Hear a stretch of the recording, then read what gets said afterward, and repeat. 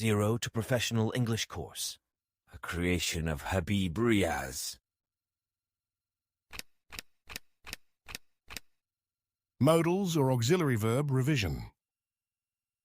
For a better experience of the course, you should buy our book, Golden English, Intermediate Level 2, 0 to Professional English Guide, a golden gift for English learners. What is inside the book? This book is very beneficial for intermediate level students. It contains part of speech, auxiliary verbs or modals, some additional structure of English sentences, 20 stories for Urdu to English practice, direct and indirect, 20 lessons for English text reading and understanding, 35 lessons for English speaking practice, and many more things. I am sure that my book, Golden English, would be a perfect need for English learners, as this will serve as a complete guide to improve their English skills, starting from zero knowledge to advanced levels. Especially translation, English text understanding, and speaking skills, whether starting from zero knowledge to advanced levels. Error is human nature, so if you notice any mistakes in the book, please do not hesitate to inform me. I would be grateful for this act of kindness. If you like, you may share this course with your friends and relatives. To stay updated about our courses and opportunities, please follow us on the links given below in the description. Let's begin with the lesson. बिस्मिल्लाह रहमान रहीम अस्सलामु अलैकुम व रहमतुल्लाहि व बरकातुहू। उम्मीद करता हूँ कि आप सब लोग बखैर व आफियत होंगे। तो जैसा कि हम जानते हैं कि हमने अपना मॉडल सारा का सारा पढ़ लिया है, तो आज के सबक में हम इंशाल्लाह उन सब को रिवाइज करेंगे जो कुछ हमने अब तक पढ़ा है, ताकि मॉडल की सारी बातें हमारे जहन में सरसरी तौर पर जमा हो जाएं या आ जाएं। ओके, लेकिन उससे पहले रिवाइज करना चाहेंगे कल के सबक में मैंने क्या पढ़ा था। मेक और कॉज के बारे में मैंने बताया था, किसका क्या माना होता है। अगर हम मेक की बात करें तो इसका मतलब होगा बनाना, ठीक। और अगर हम कॉज की बात करें तो इसका मतलब होता है सबब बनना, वजह बनना, या सबब या वजह, ठीक। तो मेक का मतलब होता है मुतलक तौर पर बनाना, लेकिन अगर आप इसको किसी दूसरे वर्ब के साथ जोड़ दें, मेन वर्ब के साथ, तो इसका मतलब हो जाएगा कोई चीज़ कराना। जैसे कि आप कहें रीड, रीड का मतलब होता है पढ़ना, लेकिन अगर आप कह दें मेक रीड तो इसका मतलब होगा पढ़वाना या पढ़ाना। अगर आप कहें लाफ तो लाफ का मतलब होता है हंसना, लेकिन अगर आप कह दें मेक लाफ तो इसका मतलब होगा हंसाना या हंसवाना। ओके, कास का क्या माना होता है मुतलक तौर पर? मुतलक तौर पर कास का माना होता है वजह या वजह बनना या सबब बनना।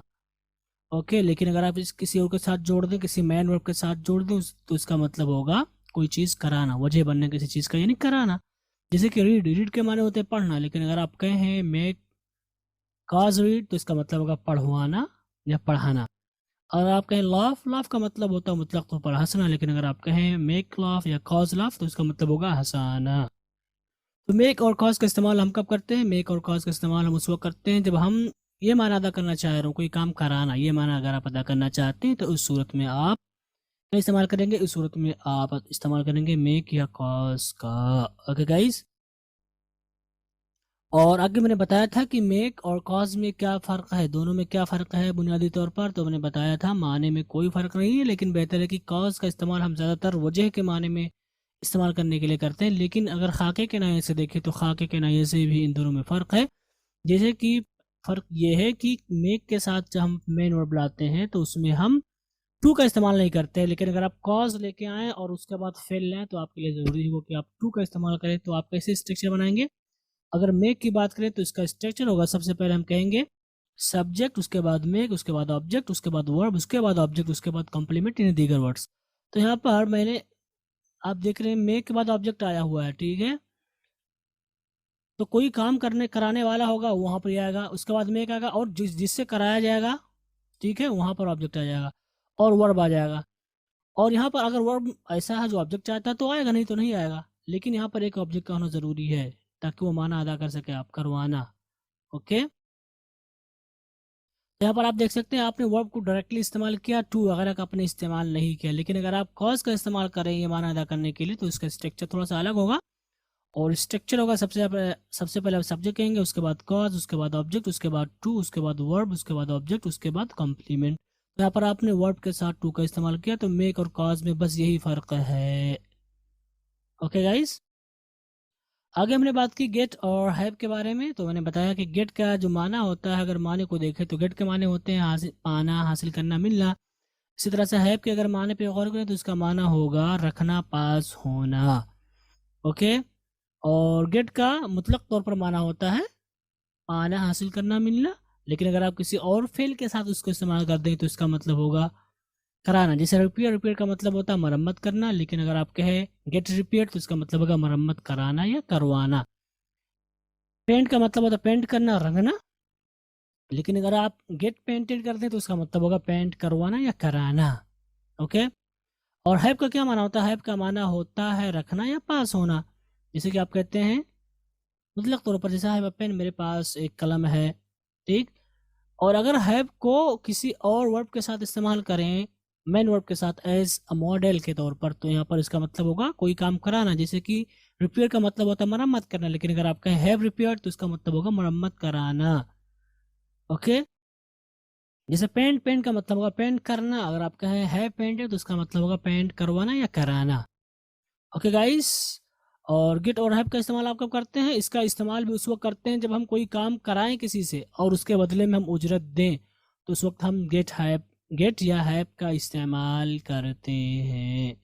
ओके गाइस, तो यहाँ पर सवाल पैदा हुआ कि मेक कॉज में और गेट और हैव में क्या फ़र्क है। तो मैंने आपको बताया था कि मेक और कॉज का इस्तेमाल ज़्यादातर कब करते हैं? जब आप बेला किसी उजरत के कोई काम कराएं। लेकिन गेट और हैव का इस्तेमाल हम उस वक्त करते हैं जब हम उजरत देकर के कोई काम करवाएं।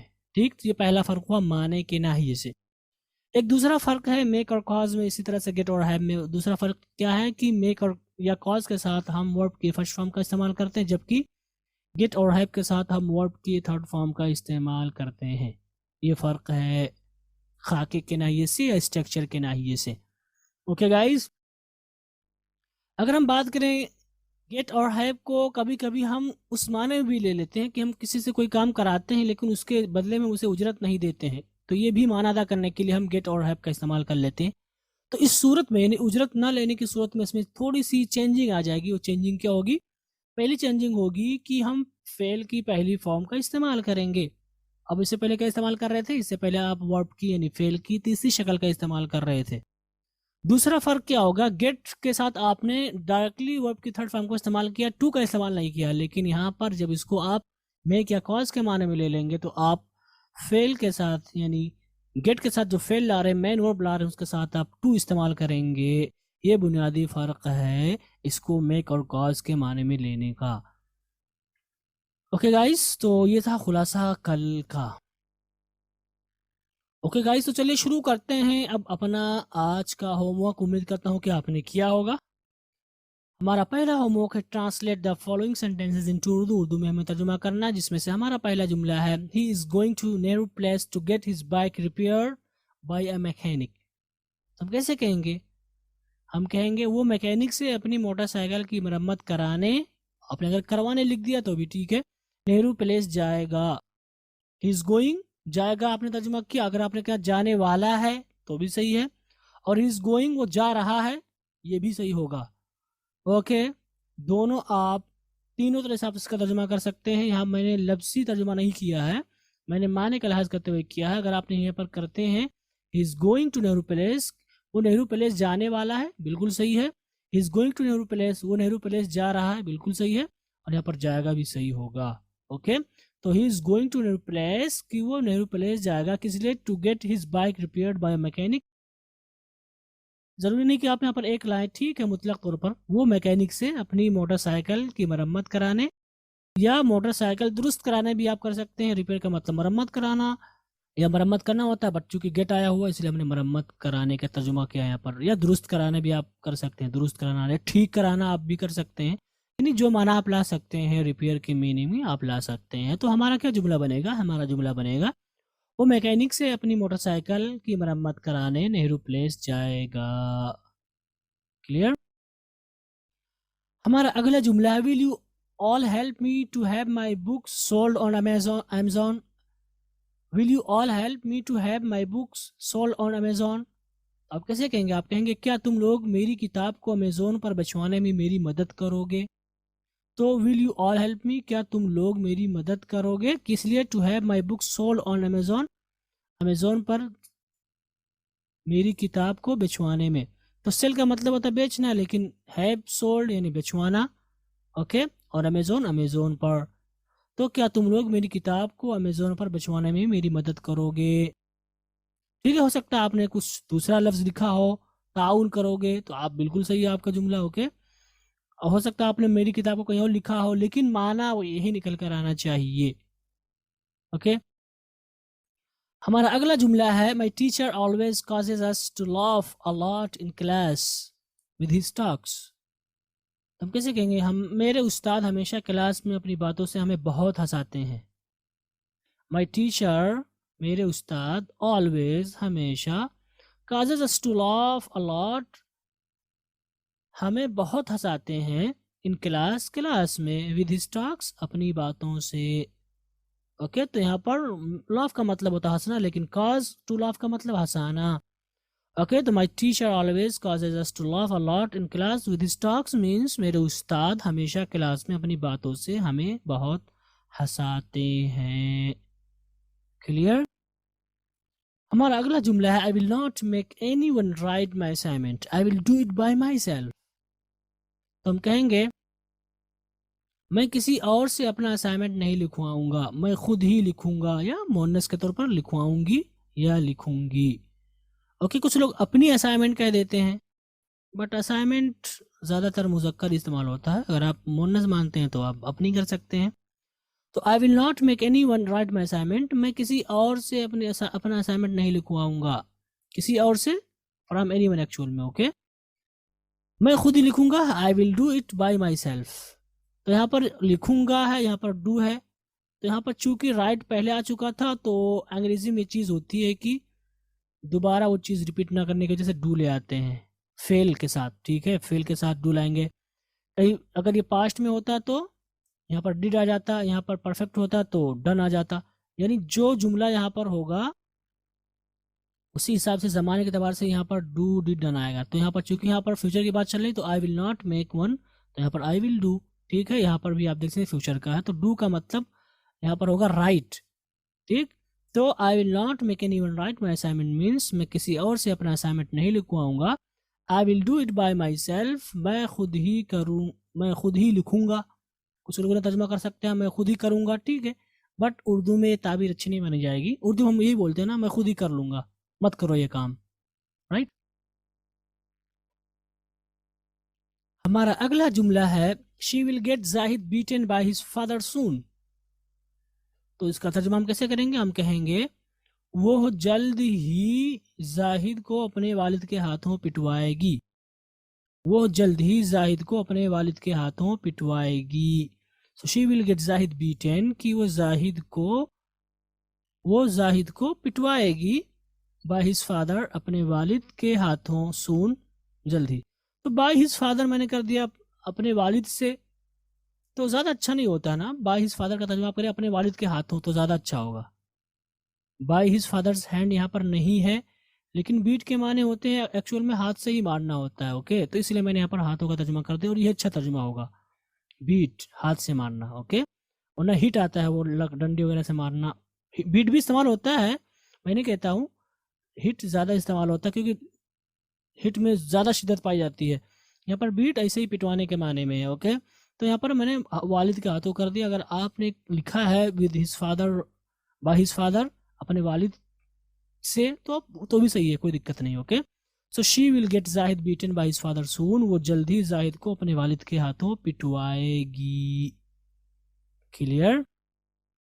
आगे चलते हैं और हमारा अगला सेंटेंस है he made me switch on the fan in spite of being cold. तो हम कहेंगे ठंड होने के बावजूद उसने मुझसे पंखा चालू करवाया या कराया, ओके। हमारा अगला जुमला है my father was tired so he made me drive the car today. तो हम कहेंगे मेरे अब्बू थके हुए थे इसलिए आज उन्होंने मुझसे कार चलवाई या चलाई, चलवाना ज़्यादा अच्छा होगा, ओके। हमारा अगला जुमला है will you get this project completed today. तो आप कैसे कहेंगे? आप कहेंगे क्या आप ये आज प्रोजेक्ट पूरा करवा दोगे, क्या आप ये आज ये प्रोजेक्ट पूरा करवा दोगे। गेट कंप्लीटेड पूरा करवाना, ओके हमारा अगला जुमला है today was Ishtiaq's turn to cook dinner but he made his younger brother cook it. इसका तर्जुमा करते हुए हम कहेंगे कि आज रात का खाना पकाने की इश्तियाक की बारी थी लेकिन उसने अपने छोटे भाई से पकवाया। So today was Ishtiaq's turn कि आज इश्तियाक की बारी थी टू कुक डिनर रात का खाना पकाने की। तो आज रात का खाना पकाने की बारी इश्तियाक की थी, ये तर्जुमा हुआ। But he made his younger brother cook it, लेकिन उसने अपने छोटे भाई से पकवाया। ओके हमारा अगला जुमला है I made my bike fill petrol at a nearby petrol pump. हम कैसे कहेंगे? हम कहेंगे मैंने अपनी मोटरसाइकिल में करीब के पेट्रोल पंप पर तेल डलवाया। ओके मैंने अपनी मोटरसाइकिल में करीब के पेट्रोल पंप पर तेल डलवाया, ये आपका तर्जुमा होगा। अगर आपने हो सकता है अल्फाज की तरतीब इधर उधर कर दी हो तो भी आपका जुमला सही होगा, लेकिन माना यही निकल कर आना चाहिए। ओके गाइस आगे चलते हैं और हम अपना अगला होमवर्क करेंगे जिसमें से है हमें अंग्रेजी में तर्जुमा करना है। और हमारा पहला जुमला है आज मेरे मैनेजर ने हम लोगों से बहुत ज़्यादा काम करवाया। आप कैसे कहेंगे? आप कहेंगे today my manager made us to do a lot of work. हमारा अगला जुमला है क्या तुम्हारे अंग्रेजी के उस्ताद तुमसे सबक पढ़वाते हैं? तो आप कैसे कहेंगे? आप कहेंगे does your English teacher make you read the lesson. हमारा अगला जुमला है पुलिस ने उन लोगों से जेल में अपने कपड़े धुलवाए। तो आप कैसे कहेंगे? आप कहेंगे police made them wash their cloth inside the jail. हमारा अगला जुमला है उसने मुझसे ज़बरदस्ती अपना मैच हज़फ नहीं करवाया था बल्कि मैंने खुद ही कर दिया था। तो आप कैसे कहेंगे? आप कहेंगे He did not make me delete his messages forcefully, but I did it myself. हमारा अगला जुमला है अपने नए कपड़े कहाँ सिलवाओगे? तो हम कहेंगे Where will you get your clothes sewed? Okay तो यहाँ पर ये सारे जुमले हैं और यहाँ पर अगर इसकी बात करें मैनेजर ने बहुत सारे काम करवाए। अगर यहाँ पर मैंने मेड लिख दिया तो उसका मतलब होगा उजरत नहीं दी गई है, ठीक है, कोई एक्स्ट्रा उजरत नहीं दी गई है। लेकिन अगर उजरत की बात आ जाए तो today my manager got us do a lot of work, लेकिन इस तरह की ताबीर अच्छी नहीं मानी जाएगी। ओके अगर आप ये जुमला कहना चाहते हैं कि पैसे देकर काम करवाया गया तो आप कहेंगे today my manager got out of a lot of work done by us. ठीक इसको पैसिव वॉइस में चेंज कर देंगे तो ज़्यादा अच्छा होगा। ओके इसी तरह से यहाँ पर मेक है तो गोया कि अंग्रेजी के उस्ताद ने आपसे पढ़वाया पैसे नहीं दिए इसके। कपड़े धुलवा यहाँ पर भी मेक है, ठीक है, तो यहाँ पर भी पैसे नहीं मिले हुए उन्हें, ठीक है। यहाँ पर मुतलक तौर पर बात चल रही है और यहाँ पर आप देख सकते हैं कपड़े सिलवाने की बात आ रही है तो यहाँ पर हमने इसको गेट के साथ इस्तेमाल किया। और यहाँ पर आप देख सकते हैं क्लॉथ के साथ हमने सिर्फ एस लिखा ई एस नहीं लिखा है, तो दोनों में फ़र्क है। आपको कहीं कहीं क्लॉथ ई के साथ मिलेगा CLOTH क्लॉथ, इसका मतलब होता है सिला हुआ कपड़ा। लेकिन यहाँ पर क्लॉथ यहाँ पर मुतलक तौर पर जो खुलता कपड़ा होता है सिला हुआ नहीं होता, इसीलिए मैंने यहाँ पर क्लॉथ लिखा है। तो अगर आपने ई के साथ लिखा तो आपका जुमला गलत होगा, क्योंकि जब कपड़ा ऑलरेडी सिला होगा ई के साथ तो उसको कैसे सिलाएंगे फिर। तो चूंकि आपका कपड़ा सिला हुआ नहीं है, जैसे आप थान कह सकते हैं, कपड़ों की थान तो थोड़ा सा बड़ा हो जाएगा, लेकिन आप समझने की कोशिश करें मैं क्या कहना चाह रहा हूँ कि जो कपड़ा सिला हुआ नहीं होता है उसको हम बगैर ई के लिखते हैं। तो चूंकि आप सिलवाने ही जा रहे हैं तो दोबारा उसको आपको लाने का कोई फ़ायदा नहीं है। ओके तो आप यहाँ पर ई के बगैर लिखेंगे। आगे चलते हैं और हमारा अगला होमवर्क है प्रोग्राम में आज मुझसे कुरान करीम की तिलावत करवाई गई। तो हम कहेंगे today I was made recite the holy Quran in the program. आज मुझसे प्रोग्राम के अंदर कुरान की तिलावत करवाई गई। इसको आप पैसिव वॉइस में बना सकते हैं, right the recitation of the holy Quran was done by me, लेकिन चूंकि करवाने का माना आ जा रहा है तो ज़्यादा अच्छा कि आप इसी के साथ ही इस्तेमाल करें। हमारा अगला जुमला है मेरे छोटे चचा से उन लोगों ने सदर मुदरस के खिलाफ शिकायत करवाई। यानी खुद नहीं शिकायत की बल्कि मेरे चचा को भेजा, चढ़ाया उड़ाया, जो भी माना अदा करना चाहिए, यहाँ पर वही माना है। तो इसका तर्जुमा करते हुए हम कहेंगे they made my younger uncle complain against the principal. सदर मुदरस प्रिंसिपल को बोलते हैं। हमारा अगला जुमला है भाई क्या आप मेरा ये सामान अपनी दुकान से 1000 में बेचवा दोगे। तो हम कैसे कहेंगे? हम कहेंगे will you have this item of mine. मेरा ये सामान है, दिस आइटम ऑफ माइन। तो यहाँ पर मेरा ये सामान को आप इसी तरीके से बनाएंगे, वरना कोई अच्छा जुमला नहीं बनेगा। माई आइटम ऑफ दिस, ये अच्छा नहीं होगा। दिस आइटम ऑफ माई नहीं बन रहा है, तो दिस आइटम ऑफ माइन, मेरा ये सामान, दिस के माने ये, मेरा सामान मीन आइटम ऑफ माइन, तो मेरा ये सामान this item of mine. Okay, अपनी दुकान से, फ्रॉम योर शॉप, बिचवाना मीन्स हैव सोल्ड, 1000 में मीन्स फॉर 1000, और यहाँ पर रुपए से पहले फॉर लाएंगे, सेल फॉर या बाई फॉर ही आएगा, ठीक है। हम लोग हो सकता है इस्तेमाल कर ले इन आए, इन नहीं इस्तेमाल होता, बाई फॉर 1000 यानी 1000 का मतलब 1000 में खरीदना है, तो यहाँ पर हमेशा नहीं बाई के साथ और सोल्ड के साथ फॉर आएगा, ठीक है। इस चीज़ को आप ध्यान में रख लें, एग्जाम में भी आता है, फॉर आएगा, ऐड नहीं आएगा। ओके, बाई और सेल के साथ फॉर आता है। तो भाई क्या आप मेरा ये सामान अपनी दुकान से 1000 में भिजवा दोगे? कैसे आप कहेंगे? आप कहेंगे will you have this item of mine sold for 1000 from your shop brother. ठीक है, आप ब्रदर को शुरू में भी ला सकते हैं, ब्रदर भाई के माने में, और आप आखिर में भी ला सकते हैं। ओके, ब्रदर, यहाँ पे मैंने नहीं लिखा, आप ऐड कर लीजिएगा। ओके, सो ब्रदर आप शुरू में ला सकते हैं, और आखिर में आप कैसे कहेंगे? Brother will you have this item of mine sold for 1000 from your shop. Okay, हमारा अगला जुमला है अथी, मैं घर जा रहा हूँ, मेरे इस रूम की पुताई करा देना या करवा देना। तो आप कैसे कहेंगे? आप कहेंगे अथी, I am going home, please get my room painted. इस रूम की, यहाँ पर आप इसको बना सकते हैं this room of mine, get, please get this room of mine. जैसा कि आपने यहाँ पर बनाया मेरा ये सामान, तो यहाँ पर ये इस रूम की पुताई, तो यहाँ पर मेरे इस रूम की पुताई की आपने, तो यहाँ पर दिस रूम ऑफ माइन भी कर सकते हैं आप। मैंने मुतलक तौर पर माई रूम कर दिया, मेरे रूम की पुताई करवा देना, और यहाँ पर मैंने इसको हज़फ कर दिया है, इसलिए यहाँ पर मैंने कहा माई रूम। लेकिन अगर आप मुतलक तौर पर मेरे इस रूम की करना चाहते हैं तो आप कहेंगे please get this room of mine, please get this room of mine painted. Okay, हमारा अगला जुमला है, मुझे अपने ब्लूटूथ को मरम्मत कराने लाजपत नगर जाना पड़ा। आप कैसे कहेंगे? आप कहेंगे I had to go Lajpat Nagar to get my Bluetooth repaired. Okay, to get my Bluetooth repaired, तो ये इसका तर्जुमा बनेगा, और सच में मुझे जाना पड़ा था, इसलिए मैंने यहाँ पर लिख दिया। ओके, तो ये हमारा होमवर्क है, उम्मीद करता हूँ कि आपको समझ में आया होगा और आपने मैच भी किया होगा। ओके गाइस, तो चलिए शुरू करते हैं अपना आज का सबक। लेकिन आज के सबक में हम कुछ भी नया नहीं सीखेंगे, बल्कि जो कुछ हमने अब तक पढ़ा है उन्हीं को एक बार दोहराएंगे, ताकि मॉडल से मुतालिक जितनी भी बातें हमने पढ़ी हैं हमारे जहन में एक बार या एक बारगी में या एक साथ जमा हो जाएं या आ जाएं। ओके, तो चलिए शुरू करते हैं अपना रिवीजन। तो हमने जो मॉडल स्टार्ट किया था वो लेसन नंबर 15 से था, और इस लेसन में हमने सबसे पहले बात की थी इंट्रोडक्शन टू मॉडल्स, यानी मॉडल्स क्या हैं इसके बारे में तफसीली गुफ्तगू की थी, इनके स्ट्रक्चर के बारे में तफसीली गुफ्तगू की थी।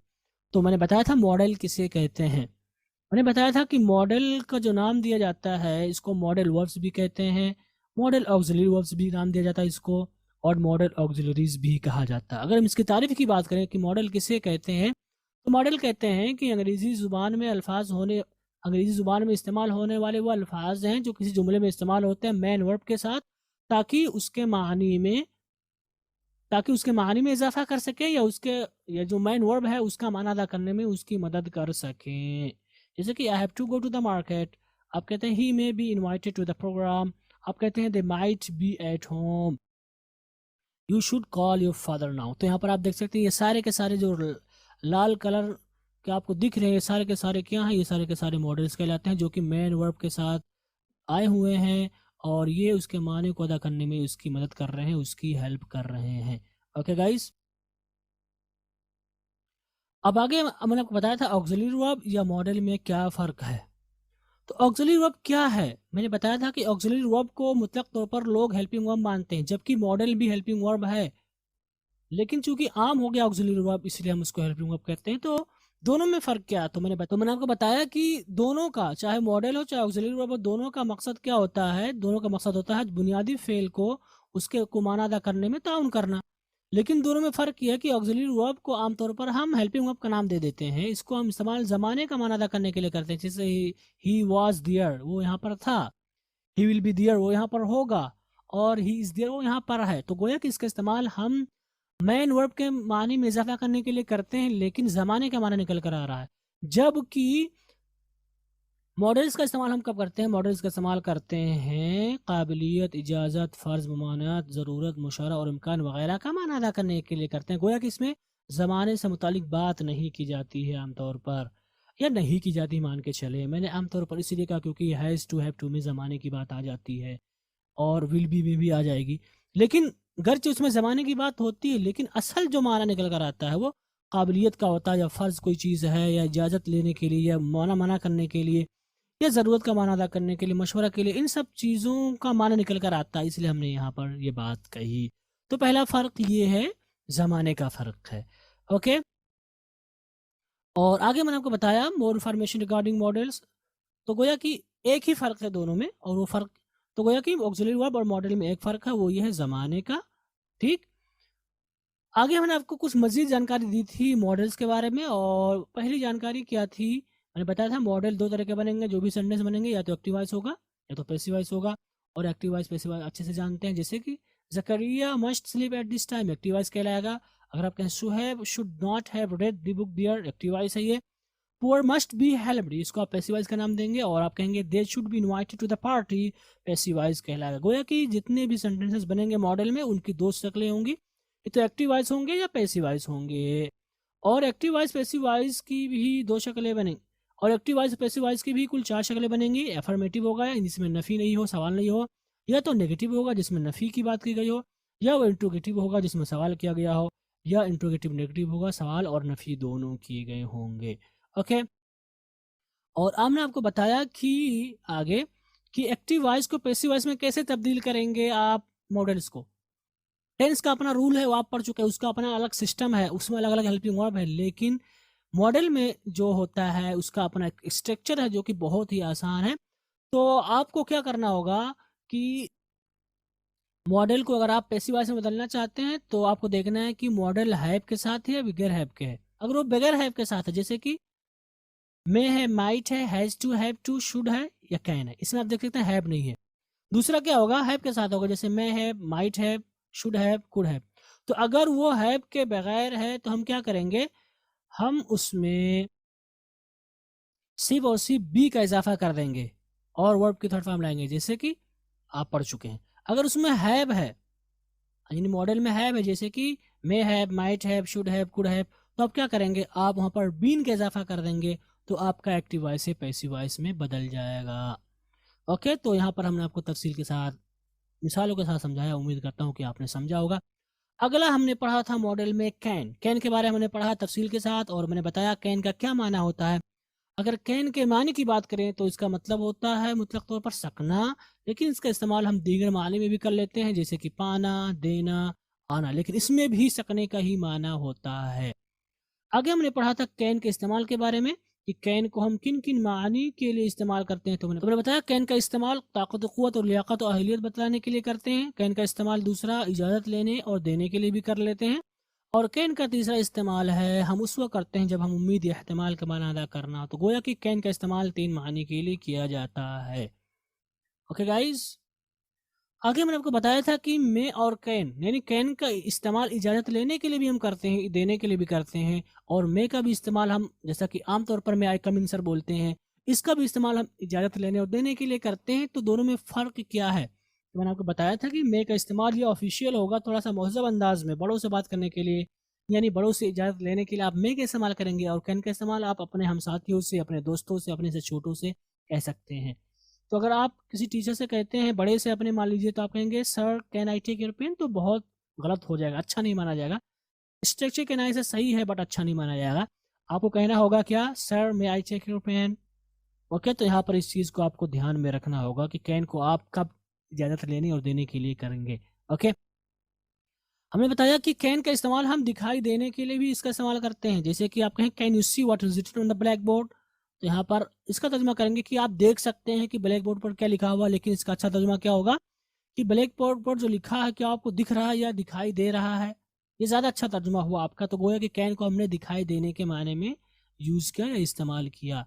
ब्लैक बोर्ड पर जो लिखा है क्या आप उसको देख पा रहे हैं, गोया कि देख पाने के माने में भी हमने यहाँ पर इसको इस्तेमाल किया। ओके? कैन का इस्तेमाल हम आना के माने में भी करते हैं, लेकिन ये आना वो कम का माना नहीं है, बल्कि यहाँ पर सकने का माना पाया जाएगा। जैसे कि आप कहें I can not sleep while the light is on, तो आप कैसे कहेंगे? आप कहेंगे बल्ब चालू हो तो मुझे नींद नहीं आती है। ठीक है, आप कहें I can not understand your talk, तो आप कैसे कहेंगे? मुझे आपकी बात समझ में नहीं आ रही है। अगर आपको कहना हो मुझे आपकी बात समझ में नहीं आ रही है, तो आप कैसे कहेंगे? आप कहेंगे can not understand your talk. आपको बहुत ज़्यादा घबराने की जरूरत नहीं है कि कैसा जुमला आ गया। ओके, आगे हमने पढ़ा था मॉडल में कुड और कुड हैव के बारे में, और मैंने बताया कुड का क्या माना होता है। कुड ये असल में कैन की सेकंड फॉर्म है, तो जाहिर सी बात है उसकी सेकंड फॉर्म है तो वही माना होगा। तो गोया कि इसका माना निकल कर आएगा सका और पाया, इसी तरह से दिया या आया। ओके, और इसका माना चूंकि पास्ट में तो सका था भी हो सकता है, इसी तरह से इसका माना हो सकता है पाया था, इसी तरह से इसका माना हो सकता है दिया था, इसी तरह से आया था। और इसको आप एक और माने में और इस्तेमाल कर सकते हैं, वो ये है सकता था, पाता था, देता था, आता था वगैरह। गोया कि आप इसको इस माने में भी इस्तेमाल कर सकते हैं। ओके गाइज, आगे हम लोग को बताया था कुड का इस्तेमाल हम पास माने के लिए करते हैं। पहला इस्तेमाल इसका इनडायरेक्ट स्पीच में कैन की जगह पे इसको इस्तेमाल करते हैं। दूसरा इस्तेमाल इसका है कि कैन की दूसरी शक्ल के तौर पर इसका इस्तेमाल करते हैं, और इसका इस्तेमाल हम उस वक्त करते हैं जब हमें ये बताना कोई काम कर सका, कर सकता था या कर सका था वगैरह। ओके, गोया कि कैन की दूसरी शक्ल के तौर पर इसका हम इस्तेमाल करते हैं। इसका तीसरा इस्तेमाल क्या है? कम उम्मीद जाहिर करने के लिए, यानी उम्मीद जाहिर करने के लिए करते हैं लेकिन उम्मीद कम होती है तो उस वक्त भी हम इसका इस्तेमाल करते हैं। आगे मैंने बताया था इजाज़त लेने और देने के लिए भी हम इसका इस्तेमाल करते हैं, लेकिन इसमें आप बहुत ज़्यादा हिचकिचाहट महसूस करते हैं। और पांचवी बात है वो ये है कि गुस्से में आप किसी को मशवरा दे रहे हैं, मुतलक तौर पर गुस्से में आप, ठीक है, मशवरा देने के लिए आप क्या इस्तेमाल करते हैं? Should, must, what, right. लेकिन आप गुस्से में हैं तो इस सूरत में आपको जो है कुड का इस्तेमाल करना चाहिए। आगे हमने आपको पढ़ाया था कुड हैव के बारे में। कुड हैव का क्या माना होता है? कुड हैव का माना होता है सकता था, पाया था, इसी तरह से दिया था, इसी तरह से आया था। और हमने आपको बताया था कुड हैव का इस्तेमाल हम कब करते हैं। तो गाइस, कुड हैव का इस्तेमाल हम एक माने के लिए करते हैं, वो ये कि कोई काम आप कर सकते थे या कोई काम फुला कर सकता था, ये कर सकता था का माना अदा करने के लिए हम इसका इस्तेमाल करते हैं। और आपको बताना चाहूंगा कि कुड और कुड हैव में क्या फ़र्क होता है, इसके बारे में हमने गुफ्तगू की थी। तो कुड हैव का जो खुलासे कलाम है वो ये है कि इसमें था का आना ज़रूरी है, और कुड को बगैर था के भी हम इस्तेमाल कर सकते हैं, जैसे कि सका आप कह सकते हैं, पाया आप कह सकते हैं, दिया, आया। ठीक, सका था, पाया था, दिया था, आया था, आप कह सकते हैं सकता था, पाता था, देता था, आता था वगैरह। लेकिन कुड हैव का इस्तेमाल जब आप करेंगे तो आपके लिए ज़रूरी होगा कि उसमें था का माना है। जैसे कि आप कहें सकता था, पाता था, देता था, आता था, आप कह सकते हैं सका था, पाया था, दिया था, आया था वगैरह। ओके, और दूसरा फर्क क्या है कि कुड का इस्तेमाल माजी में आप कोई काम कर सकते थे, इसका इस्तेमाल करने ये बतलाने के लिए आप इसका इस्तेमाल कर सकते हैं। इसी तरह से उम्मीद जाहिर करने के लिए इसका इस्तेमाल कर सकते हैं आप, और इजाज़त लेने के लिए भी आप इसका इस्तेमाल कर सकते हैं, और मशवरा के लिए भी आप इसका इस्तेमाल कर सकते हैं, डांटने के लिए भी आप इसका इस्तेमाल कर सकते हैं। लेकिन कुड का इस्तेमाल आप माजी में कोई काम कर पाते थे, यानी करने के लायक थे या नहीं थे, ये माना अदा करने के लिए हम इसका इस्तेमाल करते हैं। गोया कि कुड हैव का इस्तेमाल सिर्फ और सिर्फ एक ही माने को अदा करने के लिए हम करते हैं। तो ये फ़र्क है कुड में और कुड हैव में। ओके गाइस, आगे हमने पढ़ा था बी एबल। बी एबल के बारे में अगर हम बात करें तो मैंने बताया था बी एबल का क्या माना होता है। बी एबल का माना होता है काबिल होना, अहल होना। ओके, लेकिन इसका इस्तेमाल हम सकने का माना में भी ले लेते हैं, पाने के माने में भी हम ले लेते हैं, इसी तरह से देने का माना भी अदा करने के लिए इसका इस्तेमाल कर लेते हैं। गोया कि कैन का माना ही अपने अंदर रखे हुए है, आने का माना जैसे कि। ठीक, तो गाइस बी एबल का इस्तेमाल हम एक माने के लिए करते हैं। वो माना क्या है कि ताकत, क़ुव्वत या लियाकत और अहलियत बतलाने के लिए हम बी एबल का इस्तेमाल करते हैं। जैसे कि आप कहते हैं ताकत की मिसाल में, मैं इस भारी बक्से को या संदूक को उठा सकता हूँ या उठा लेता हूँ, तो आप कैसे कहेंगे? आप कहेंगे I am able to lift this heavy box. आप कहें लियाकत और अहलियत की मिसाल, जैसे कि जो है मैं फर्राटेदार इंग्लिश बोल सकता हूँ या बोल लेता हूँ, तो आप कैसे कहेंगे? I am able to speak fluent English. Okay guys, मैंने आपको मजीद जानकारी दी थी बी एबल के बारे में, और मैंने बताया था यूज़ ऑफ बी एबल, यानी इसका इस्तेमाल हम तीनों ज़मानों के लिए कर सकते हैं, चाहे माजी हो, चाहे हाल हो, चाहे मुस्तकबिल हो। ठीक है, और अगर आप हाल का माना अदा करना चाहते हैं तो आपके लिए ज़रूरी है कि आप बी को चेंज कर दें, किसमें, या तो इसमें या आर में, एम में, ज़रूरत के हिसाब से। माजी का माना अदा करना चाहते हैं तो आप वाज या वर कर सकते हैं, और अगर मुस्तकबिल का माना अदा करना चाहते हैं तो विल बी या शैल बी आप कर सकते हैं, और एबल को उसी हाल पे छोड़ देंगे। ओके गाइस, तो ये एक बहुत ही ख़ास बात है बी एबल की, कि इसका इस्तेमाल हम तीनों ज़मानों के लिए आसानी के साथ कर सकते हैं। ओके, तो बी एबल का क्या माना हुआ? काबिल हूँ, अहल हूँ। गोया कि अगर आप तर्जुमा करें बी एबल का, तो आप तर्जुमा कर सकते हैं काबिल हूँ, अहल हूँ, या सकता हूँ, पाता हूँ, देता हूँ, आता है। देता है, आता है। ओके, ये गोया की मिसाल हुई प्रेजेंट की। अगर इसको हम पास्ट में ले आए तो आप कैसे कहेंगे? काबिल था, अहल था। जैसे कि सकता था, सका, सका था, पाता था, पाया या पाया था। इसी तरह से आप कह सकते हैं देता था, दिया या दिया था, आता था, आया या आया था। ओके, आप इसका अगर फ्यूचर में तर्जुमा करें तो क्या होगा? काबिल हूँगा या अहल हूँगा। काबिल होगा भी आप कर सकते हैं, वो काबिल होगा, तुम सब काबिल होगे। बस मैंने एक मिसाल दी है। आप यहाँ पर कहेंगे सकूंगा भी, पाऊंगा भी, या देगा भी, या आएगा। ओके, नींद नहीं आएगी, जैसे कि ठीक है, I will not be able to sleep, मुझे नींद नहीं आएगी। तो यहाँ पर आप बी एबल का इस्तेमाल करेंगे आएगा का माना यहाँ पर अदा करने के लिए। ओके, मैंने आपको बताया था कि कैन और बी एबल में क्या फ़र्क है गाइस। तो मैंने बताया था कि कैन और बी एबल में सबसे पहला फ़र्क ये है, या बुनियादी फ़र्क ये है, कि कैन का इस्तेमाल हम प्रेजेंट में भी कर सकते हैं और पास्ट पास्ट में भी कर सकते हैं कुड की शक्ल में, लेकिन इसका इस्तेमाल हम फ्यूचर के लिए नहीं कर सकते हैं। लेकिन बी एबल का इस्तेमाल आप तीनों के लिए कर सकते हैं। ओके, तीनों ज़बानों के लिए कर सकते हैं। लिहाजा अगर आपको कहना हो कि आप ये कोर्स बआसानी कर लोगे, तो आप कैसे कहेंगे? आप कहेंगे you will can do this course easily. आपका जुमला गलत हो जाएगा। आपको कहना होगा you will be able to do this course easily, कि आप ये कोर्स बआसानी कर लोगे। तो गोया कि यहाँ पर फ्यूचर की बात चल रही है, तो आपके लिए ज़रूरी होगा कि आप यहाँ पर विल बी का इस्तेमाल करें। ओके गाइज, आप कहें you are able to speak fluent English, आप कह सकते हैं you can speak fluent English, कोई फर्क नहीं है। ठीक है, कैन में और बी एबल में दूसरा फर्क क्या है? वो क्या है? टू का। यानी कि कैन जब आप इस्तेमाल करते हैं तो वर्ब के साथ आप टू नहीं लाते हैं, जबकि एबल में आपको टू लाना होगा। जैसे आप कहेंगे you are able to speak fluent English, यहाँ पर आपने टू का इस्तेमाल किया, बगैर टू का आप नहीं कह सकते। अगर आप कहें you are able speak English, तो आपका जुमला गलत हो जाएगा। और कैन में आपके लिए ज़रूरी है कि कैन के साथ आप डायरेक्टली फेल को लेके आएँ। जैसे कैन स्पीक, अगर आप कहते हैं you can to speak fluent English, तो आपका जुमला गलत होगा। तो ये दूसरा फ़र्क हुआ बी एबल में और कैन में। पहला फ़र्क माने के नाये से हुआ, यानी ज़माने के नाये से, यानी कैन का इस्तेमाल हम फ्यूचर में नहीं कर सकते, जबकि बी एबल का इस्तेमाल हम तीनों ज़बानों में आसानी के साथ कर सकते हैं। दूसरा फ़र्क क्या हुआ स्ट्रक्चर के नाये से? वो ये है कि बी एबल के साथ हमारे लिए ज़रूरी कि टू का इस्तेमाल करें फेल से पहले, जबकि कैन के साथ हम टू का इस्तेमाल नहीं करेंगे, बल्कि डायरेक्टली हम फेल की पहली फॉर्म का ही इस्तेमाल करेंगे। ओके गाइस, आगे हमने मॉडल में क्या पढ़ा था? मे और मे हैव के इस्तेमाल के बारे में। तो मैंने बताया था मे का क्या माना होता है। मे का माना लफ्जी होता है सकना। ओके, इजाज़त होने का माना भी हम इसका इस्तेमाल ले लेते हैं, और इम्कान होना, एहतमाल होना। असल माना इसका होता है सकना, लेकिन इसके इस्तेमाल के नाये से इसके माने मुख्तलिफ हो जाते हैं। जैसे कि इजाज़त होना, इसी तरह से इम्कान होना या एहतमाल होने का माना भी आप इसमें ले लेते हैं। मे का इस्तेमाल हम तीन मानी के लिए करते हैं। पहली चीज़ इजाज़त लेने और देने के लिए इसका इस्तेमाल करते हैं। दूसरा इसका इस्तेमाल है एहतमाल या उम्मीद ज़ाहिर करने के लिए इसका इस्तेमाल करते हैं, और किसी के साथ नेक ख्वाहिशात या उसको दुआ देते हुए भी इसका इस्तेमाल करते हैं। लेकिन मुतलक तौर पर अगर हम बात करें तो मे का इस्तेमाल हम इजाज़त लेने और देने के लिए ही करते हैं।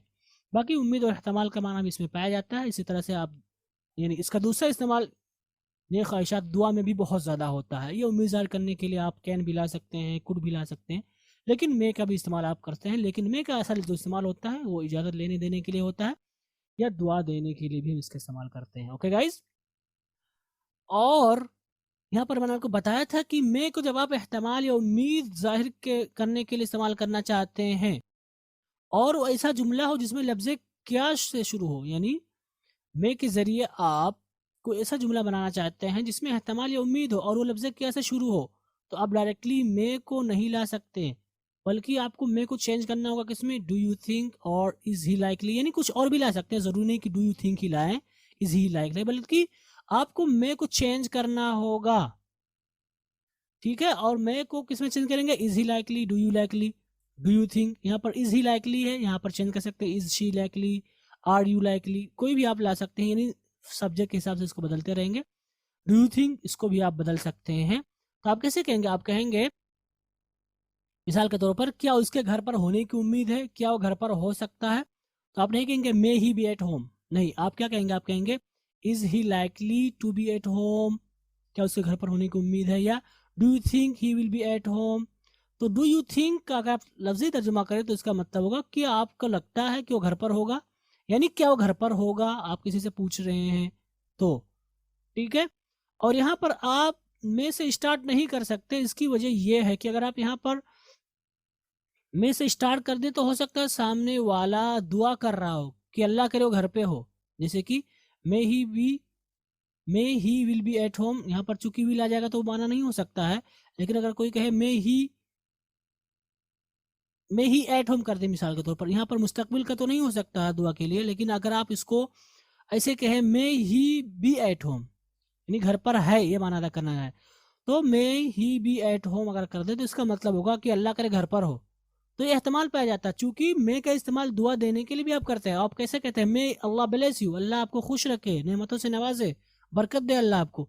मे यू ऑलवेज बी हैप्पी, अल्लाह करे आप हमेशा खुश रहें। तो अगर आप कहें may he be at home और आप कहना चाहते हैं क्या वो घर पर हो सकता है, तो इसमें एहतमाल पाया गया, यानी अब सामने वाला हो सकता है कि समझे कि ये दुआ कर रहा है कि अल्लाह करे घर पर हो, ठीक है। चूंकि स्पीकिंग में ये क्वेश्चन वाला मार्क तो दिखेगा नहीं, रिटर्न में तो आप कह सकते हैं कि क्वेश्चन है, ठीक है, मान लेते हैं, लेकिन स्पीकिंग में एहतमाल पाया जाएगा। तो उसी एहतमाल को दूर करने के लिए हम इज ही लाइकली का इस्तेमाल करते हैं या डू यू थिंक का इस्तेमाल करते हैं। ओके, आगे हमने आपको बताया था मे हैव का क्या माना होता है। मे हैव का माना होता है चुका होगा।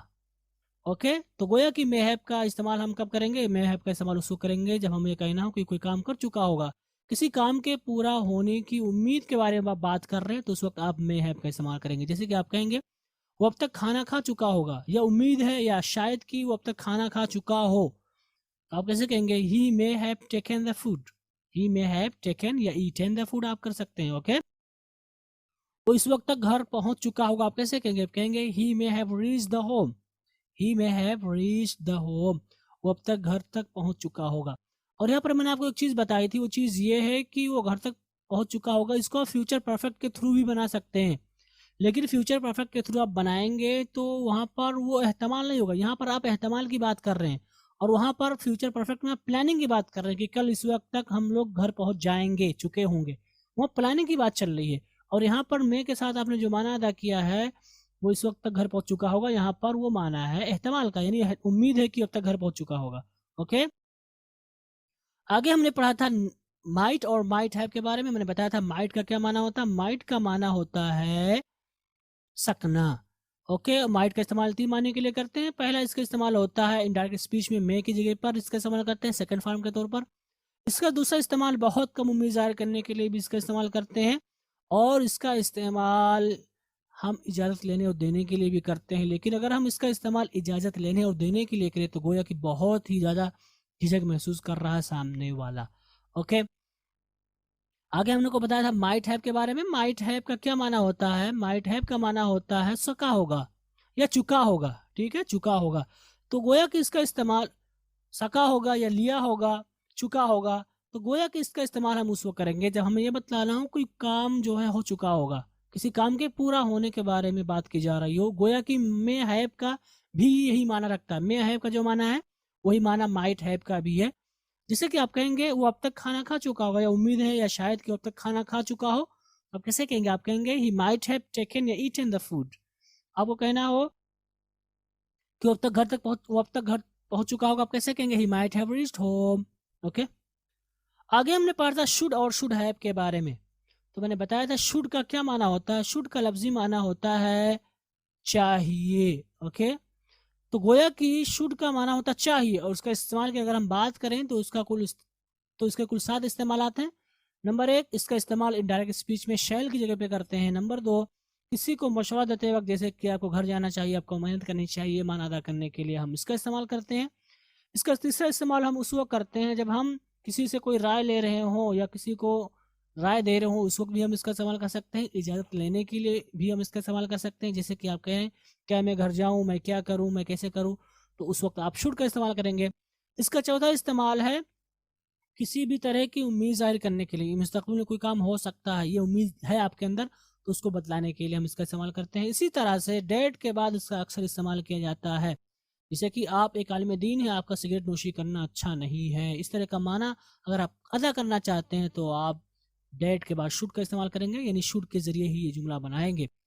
अगर इसका हम छठे इस्तेमाल की बात करें तो मुस्तकबिल में किसी काम के होने की उम्मीद है, ठीक है, मुस्तकबिल में कोई काम हो सकता है, तो उस उम्मीद को बताने के लिए भी हम इसका इस्तेमाल कर सकते हैं। इसी तरह से अगर आप ईमान अदा करना चाहते हैं कि अल्लाह करे ऐसा कभी ना हो, अल्लाह ना करे कि मैं इम्तिहान में फ़ेल हो जाऊं, इस तरह का ईमान अदा करने के लिए आप शुड का इस्तेमाल करेंगे। तो गोया कि शुड का इस्तेमाल बहुत ही अहमियत का हामिल है, हमें इसको अच्छे से प्रैक्टिस करनी चाहिए इसकी, ताकि हम इसके इस्तेमाल को सही से जान सकें और ज़रूरत पड़ने पर हम इसका सही से इस्तेमाल कर सकें। आगे हमने बात की थी शुड हैव को लेकर के, मैंने बताया था शुड हैव का क्या माना होता है। शुड हैव का माना होता है चाहिए था, ओके। और शुड हैव का इस्तेमाल चाहिए था का माना हुआ तो इसका मतलब ये हो कि इसका इस्तेमाल हम एक माने के लिए करते हैं कि आपको कोई काम करना चाहिए था, कोई काम होना चाहिए था, ये माना अदा करने के लिए हम शुड हैव का इस्तेमाल करते हैं। जैसे कि आप कहें कल हमने एक शानदार पार्टी की थी, आपको उसमें शरीक होना चाहिए था, तो आप कैसे कहेंगे? आप कहेंगे yesterday we had a grand party, you should have come. शरीक होने का मतलब यू शुड हैव अटेंडेड भी आप कर सकते हैं, कम आना चाहिए था, ये मैंने लिख कर दिया, कोई बात नहीं है। हमारा अगला जुमला हो सकता है आपको उसकी बेइज्जती नहीं करनी चाहिए थी, तो आप कैसे कहेंगे? आप कहेंगे you should not have insulted him, you should not have insulted him या इंसल्टेड हर आप कर सकते हैं। ओके गाइस, हमने आगे बात की थी मस्ट और मस्ट हैव के बारे में, और मैंने बताया था मस्ट का क्या माना होता है। मस्ट का माना होता है जरूर चाहिए, और इसका माना जरूर भी होता है, ओके। जरूर चाहिए, जरूरी है, ठीक। मस्ट का इस्तेमाल हम तीन मानी के लिए करते हैं। पहला इस्तेमाल हम इसका करते हैं कोई काम करना ही चाहिए या कोई काम जरूर करना चाहिए, ये माना अदा करने के लिए हम मस्ट का इस्तेमाल करते हैं। इसी तरह से मस्ट का इस्तेमाल हम उस वक्त करते हैं जब किसी चीज़ के होने की उम्मीद पाई जाए, इम्कान पाया जाए, एहतमाल पाया जाए, और एहतमाल कवी हो, उसमें ताकत पाई जाए, क़ुव्वत पाई जाए, तो उस वक्त भी हम इसका इस्तेमाल करते हैं। इसी तरह से मस्ट का इस्तेमाल हम इस्म के तौर पर भी करते हैं, गोया कि ज़रूरी है, यानी ज़रूरी है का माना अदा करने के लिए हम मस्ट का इस्तेमाल कर लेते हैं। आगे हमने बताया था मस्ट हैव का क्या माना होता है। मैंने बताया था मस्ट हैव की अगर हम माने की बात करें तो इसका माना होगा चाहिए था, ज़रूरी था, ज़रूर चुका होगा। तो गोया कि अगर इसके इस्तेमाल करें तो इसके इस्तेमाल दो हैं। पहला इस्तेमाल, इसका इस्तेमाल उस वक्त करते हैं जब हमें ये बताना हो कि आपको कोई काम ज़रूर करना चाहिए था, यानी आपको कोई काम ज़रूर करना चाहिए था या कोई काम ज़रूर होना चाहिए था, ये माना अदा करने के लिए हम मस्ट हैव का इस्तेमाल करते हैं। इसी तरह से किसी काम के पूरा होने के बारे में बात कर रहे हैं, कोई काम पूरा हो चुका होगा, गोया कि कभी बहुत ही ज़्यादा इम्कान है किसी काम के पूरा होने के बारे में, कोई ऐसी सबील पाई जाती है, कोई ऐसा सबब पाया जाता है, कोई ऐसी वजह पाई जाती है, कोई ऐसा सियाक होता है जिससे पता चलता है कि ज़रूर ये काम हो गया होगा, यानी ज़रूर काम हो गया होगा, ये माना अदा करने के लिए हम मस्ट हैव का इस्तेमाल करते हैं। आगे हमने बात की थी ought to या ought to have को लेकर के। मैंने बताया था पहले ought to का क्या माना होता है। ought to का माना होता है लाजमी है, वाजिब है, और ought to का इस्तेमाल हम दो मानी के लिए करते हैं। पहला उस वक्त जब हमें ये माना अदा करना हो कोई बात ऐसी है जिसका करना हमारे लिए लाजमी था, यानी कोई काम हमें करना चाहिए था लेकिन वो करना, यानी वो काम लाजमी हैसियत का हामिल था, यानी लाजमी था, वो फ़र्ज़ के दर्जे को पहुंचता था, तो उस वक्त हमारे लिए ज़रूरी है कि मस्ट या शुड के बजाय हम ought to का इस्तेमाल करें। इसी तरह से इसका इस्तेमाल उस वक्त भी करते हैं जब हमें इस बात का यकीन हो कोई काम ज़रूर होगा, यानी वो ज़रूर आएगा, लाजिमन आएगा, ही ought to come here, यानी वो लाजमी तौर पर आएगा, तो उस वक्त भी हम ought to का इस्तेमाल करते हैं। ओके, आगे हमने बात की थी ought to have के बारे में, और मैंने बताया था ought to have का इस्तेमाल हम कब करते हैं। आगे हमने को बताया था ought to have का क्या माना होता है, लाजमन चाहिए था या लाजमी था। अगर आप ये माना अदा करना चाहते हैं तो ought to have का इस्तेमाल करेंगे। तो गोया कि ought to have का इस्तेमाल एक माने के लिए होता है, वो ये है कि यानी कोई काम लाजमन होना चाहिए था या कोई काम जो है लाजमन करना चाहिए था, यानी चाहिए था और उसमें लाजमी बात हो और ज़रूरी बात हो, वाजिबी चीज़ हो, तो उस वक्त हम ought to have का इस्तेमाल करेंगे। जैसे कि तुम्हारे बड़े भाई ने तुम्हें दावत दी थी, तुम्हें दावत में ज़रूर शिरकत करनी चाहिए थी, तो आप कैसे कहेंगे कि your brother has invited you, you ought to have attended the invitation, तुम्हें दावत में ज़रूर शिरकत करनी चाहिए थी। ओके, ये आपका आखिरी साल था लिहाजा आपको मेहनत करनी चाहिए थी, आप कैसे कहेंगे? आप कहेंगे it was your last year, you ought to have worked hard। Okay, और यहाँ पर आपको बताना चाहूँगा कि इसका इस्तेमाल कोई काम लाजिमन हो जाना चाहिए था, ये भी माना अदा करने के लिए आप इसका इस्तेमाल करेंगे, जैसे कि वो पहुंच चुका होगा, यानी लाजमन कोई काम हो चुका होगा। ठीक है, ये माना अदा करने के लिए भी आप इसका इस्तेमाल कर सकते हैं, लाजमन ये काम हो चुका होगा। ठीक है, कोई ऐसी सियाक है, लेकिन उसके लिए आप मस्ट है भी इस्तेमाल करें तो ज़्यादा अच्छा है। आगे हमने बात की थी उड को लेकर के, और मैंने बताया था अगर उड के मानी की बात करें तो उड का जो माना होता है उसका माना होता है गा गी गे, गोया कि इसका इस्तेमाल हम विल के माने के लिए करते हैं, माने के तौर से ये विल ही है। लेकिन अगर हम इसके इस्तेमाल की बात करें तो इसके कुल 5 इस्तेमाल हैं। पहला इस्तेमाल है इनडायरेक्ट स्पीच में विल की जगह पे इसको इस्तेमाल करते हैं। दूसरा इसका इस्तेमाल है कि कोई ऐसा जुमला हो जिसमें 2 जुज़ हो, 2 हिस्से हों, पहला जुमला माजी में हो और दूसरा जुमला मुस्तकबिल में हो, तो विल के बजाय बेहतर है कि हम उड का इस्तेमाल करें। ओके, तीसरा अगर हम इसका इस्तेमाल देखें तो मुहज़्ज़ब अंदाज में किसी से किसी काम की इल्तिजा करने के लिए इसका इस्तेमाल करते हैं। चौथा इसका इस्तेमाल है विल की जगह पर मुतलक तौर पर हम इसका इस्तेमाल करते हैं, गोया कि विल और वुड को हम एक दूसरे के साथ इस्तेमाल कर सकते हैं, कोई फ़र्क नहीं माने में। और इसका 5वां इस्तेमाल है जिसको अक्सर लोग नहीं जानते हैं, वो ये है कि माजी में कोई काम मुसलसल हो रहा था या कोई काम मुसलसल किया जा रहा था, ठीक है, या मुसलसल होता था, ये माना अदा करने के लिए हम इसका इस्तेमाल करते हैं। आगे हमने बात की थी वुड लाइक के बारे में और मैंने बताया था वुड लाइक का क्या माना होता है। अगर हम इसके माने के बारे में बात करें तो इसका माना होगा चाहूँगा, चाहूँगी, चाहेंगे। ठीक, चाहेंगे यानी चाहेंगा, ये माना अदा करने के लिए इसका इस्तेमाल करते हैं। इसका इस्तेमाल हम 2 माने के लिए करते हैं, किसी की ख्वाहिश पूछने के वक्त। इसी तरह से इसका इस्तेमाल हम उस वक्त भी करते हैं जब हमें अपनी ख्वाहिश का इज़हार करना, गोया कि मिला करके इसका एक ही इस्तेमाल है, और यह है कि वुड लाइक का इस्तेमाल हम करेंगे कब, किसी ख्वाहिश को जाहिर करने के लिए या किसी की ख्वाहिश को पूछने के लिए, गोया कि ख्वाहिशात के ताल्लुक से इसका हम इस्तेमाल करते हैं। ओके, आगे हमने पढ़ा था वुड रादर के बारे में मैंने बताया था कि अगर इसके मानी के बारे में गौर करें तो वुड रादर का माना होता है मज़ीद चाहूँगा या मज़ीद चाहूँगी या मज़ीद चाहेंगे। ठीक है, तरजीह देंगे, यानी जो भी माना आप ला सकते हैं तरजीह का, वहाँ पर आप इसका इस्तेमाल कर सकते हैं।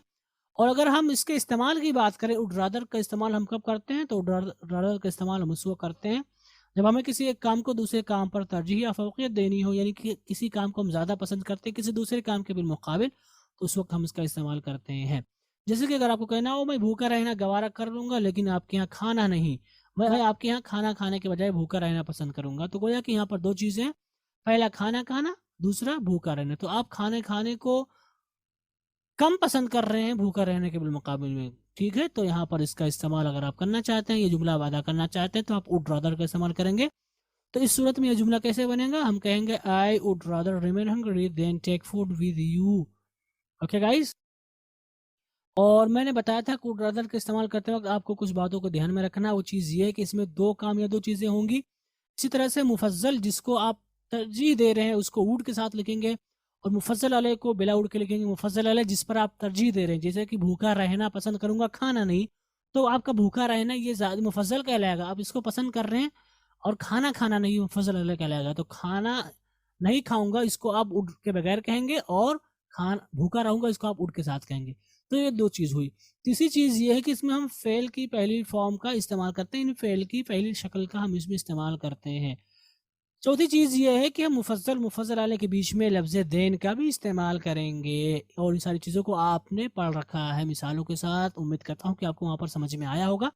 आगे हमने आपको बताया था कि ये माना अदा करने के लिए नहीं, वुड रादर का माना अदा करने के लिए आप प्रेफर का भी इस्तेमाल कर सकते हैं, लेकिन इस सूरत में इसका स्ट्रक्चर होगा सब्जेक्ट प्लस प्रेफर पर वर्ब की आईएनजी फॉर्म प्लस नाउन, उसके बाद टू वर्ब की ING form plus object. Okay, जैसे कि आप कहें मुझे आपका मदरसा छोड़ना गवारा है लेकिन यहाँ पढ़ाना गवारा नहीं, आप कैसे कहेंगे, I prefer living madrasa to teach here.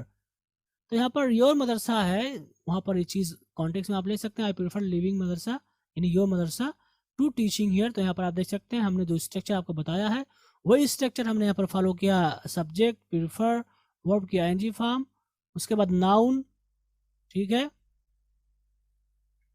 Verb की आईएनजी फॉर्म, और ये ऑब्जेक्ट है। नाउन यहाँ पर यानी आईएनजी के बजाय यानी वर्ब के बजाय आप जो है नाउन भी इस्तेमाल कर सकते हैं। यहाँ पर जो मदरसा है ये नाउन यहाँ पर नहीं मुराद होगा बल्कि ऑब्जेक्ट है। ठीक है, टू का मतलब होगा यहाँ पर टू, आपने जो फार्मूला बताया है, उसके बाद वर्ब की आईएनजी फॉर्म यहाँ पर है, या आप वहाँ पर नाउन भी ला सकते हैं। ओके, जैसे यहाँ पर आप नाउन लाए हैं, और उसके बाद ऑब्जेक्ट अगर नहीं है तो कोई बात नहीं है, तो आप लिख सकते हैं। तो यहाँ पर आप देख सकते हैं हमने इस चीज़ को यहाँ पर फॉलो किया है। इसको आप कह सकते हैं I would rather leave madrasa than teach here, तो यहाँ पर आप इसको वुड रादर के जरिए भी बना सकते हैं और प्रीफर के जरिए भी बना सकते हैं, लेकिन मैंने आपको बताया था कि प्रीफर में वुड रादर में क्या फ़र्क है। 3 फ़र्क है। पहला फ़र्क है प्रीफर का इस्तेमाल हम तीनों ज़बानों में कर सकते हैं, जबकि वुड रादर का इस्तेमाल हम सिर्फ हाल में और मुस्तकबिल में ही कर सकते हैं। आगे हमने को बताया था प्रीफर के साथ हम आईएनजी फॉर्म या इसम दोनों इस्तेमाल कर सकते हैं, लेकिन वुड रादर के साथ हमारे लिए ज़रूरी है कि हम फेल की पहली फॉर्म का इस्तेमाल करें। आगे हमने आपको बताया था कि प्रीफर के साथ हम टू इस्तेमाल करते हैं मुफज्जल और मुफज्जल अलैह के बीच में, जबकि वुड रादर के दरमियान हम यानी वुड रादर का इस्तेमाल करते वक्त मुफज्जल और मुफज्जल अलैह के बीच में हम लफ्ज़ देन का इस्तेमाल करते हैं। ओके गाइज, आगे हमने बताया था वुड रादर हैव के बारे में। मैंने बताया था वुड रादर हैव का क्या माना होता है। वुड रादर हैव का माना होता है चाहता, चाहती या चाहती, यानी ज़्यादा चाहता, ज़्यादा चाहती, ज़्यादा चाहते या ज़्यादा अच्छा लगता, इस तरह का माना अदा करने के लिए हम वुड रादर हैव का इस्तेमाल करते हैं। जैसे कि आप कहें कि हमने घर में ही नमाज़ पढ़ ली लेकिन मस्जिद में नमाज़ पढ़ना मुझे ज़्यादा अच्छा लगता, तो उसको कहते हो कि आप कहेंगे we have offered salat in the house but I would rather have prayed it in the mosque. आप कहेंगे हम ईदगाह मोटरसाइकिल पर गए लेकिन पैदल जाना मुझे ज़्यादा अच्छा लगता है, या पैदल जाने को मैं ज़्यादा पसंद करता, या पैदल जाने को मैं तरजीह देता। तो आप कैसे कहेंगे? आप कहेंगे we went to Eidgah by bike but I would rather have gone on foot. I would rather have gone on foot. इस तरह से आप इसका तर्जुमा करेंगे। ओके गाइज, आगे हमने बात की थी हैज़ टू, हैव टू और हैड टू, और इसी तरह से विल हैव टू को लेकर के, और मैंने बताया था कि has to, have to, had to, will have to का क्या माना होता है। अगर हम इसके माने की बात करें हैज़ टू, हैव टू, तो इसका मतलब वो करना है या करनी है, पढ़ता है या पढ़ती है। इसी तरह से अगर हम हैड टू की बात करें जो कि पास्ट है, तो इसको हम कहेंगे कि करना पड़ा या करनी पड़ी वगैरह, करना पड़ा था, करनी पड़ी थी। इसी तरह से करना पड़ता था, करनी पड़ती थी वगैरह, ये माना अदा करने के लिए हम इसका इस्तेमाल करते हैं। अगर हम इसको फ्यूचर में ले लें तो फ्यूचर के तौर से इसका माना होगा करना पड़ेगा, इसी तरह से करना पड़ेगी, ओके, करनी पड़ेगी वगैरह, ये माना अदा करने के लिए हम इसका इस्तेमाल करते हैं। और आगे हमने आपको बताया था has to, have to, had to, will have to इस्तेमाल के बारे में। इसका इस्तेमाल हम कब करते हैं? इसका इस्तेमाल उस वक्त करते हैं जब हमें ये बतलाना हो कि आपको कोई काम करना था जिम्मेदारी के तौर पर, तो उस वक्त आप इसको इस्तेमाल करेंगे।